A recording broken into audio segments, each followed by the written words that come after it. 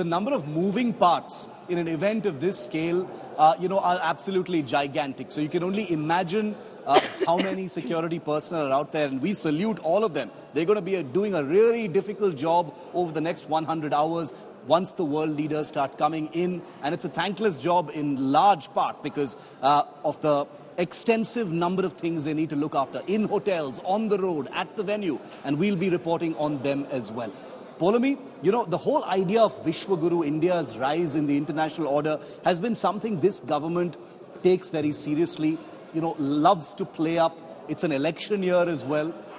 So India on the international stage is going to be, a really big thing for everyone to look out for. The government knows that the world's eyes are on us. Biden is here, Sunak is going to be here, the rest of them are arriving as well. What's the mood in the government right now?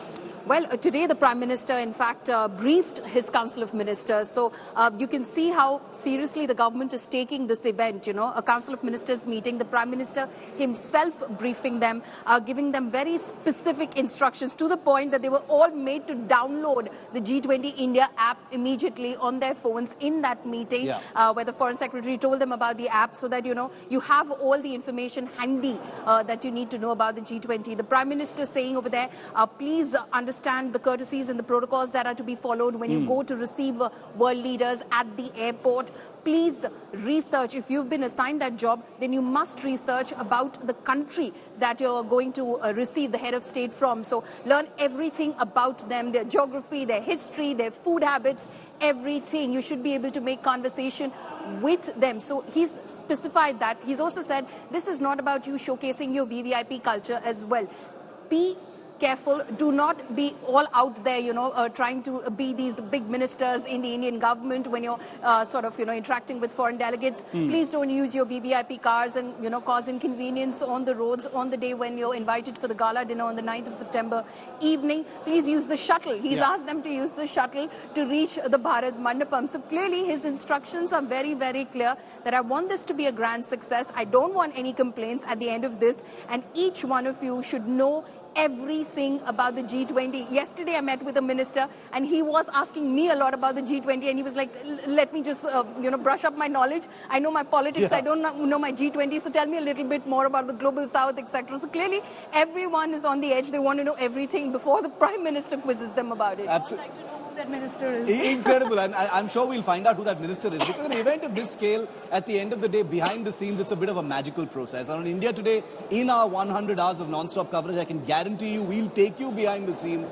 to show you how it's all coming together. Now, Rahul has spoken to some of the finest minds in the country and the world as far as not just the preparations for G20 is concerned, but if you've been watching our coverage, you're fully equipped to watch the G20 coverage and understand why each and every part of it is so important. Rahul, the Fareed Zakaria, Martin Wolf, Gideon Rackman, all of the other people you've spoken to, has there been a common thread that you've sensed in how the world is looking at India at the time of the G20? The standout interview for me was the one that we did at the Business Today India 100 Summit, where we had Borge Brande, the president of the World Economic Forum, saying that in 10 years from now, he sees India as a $10 trillion economy. And this is using all the insights that they have and the intellectual capital at the World Economic Forum and the new world order being defined by what he called the G3, the US, China, and India.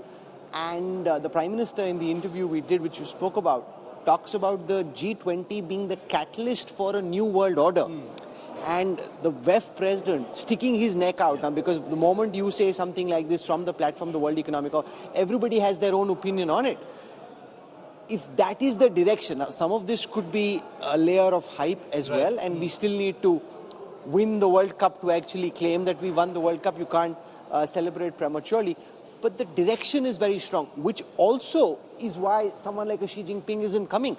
Because if this is a big Indian jamboree, and if this is Prime Minister Modi's big moment in the sun, he doesn't want India to shine at the global stage. Because as we all know, China doesn't want that there be a second power in Asia. And the fact that at this moment, with the Chinese population now in decline, their workforce aging, despite all that they're doing on robotics, on STEM engineers, China's fastest days of economic growth from what we heard from Martin Wolf at the Financial Times, are now behind them. They'll still grow. Yeah. They're a formidable economy for sure.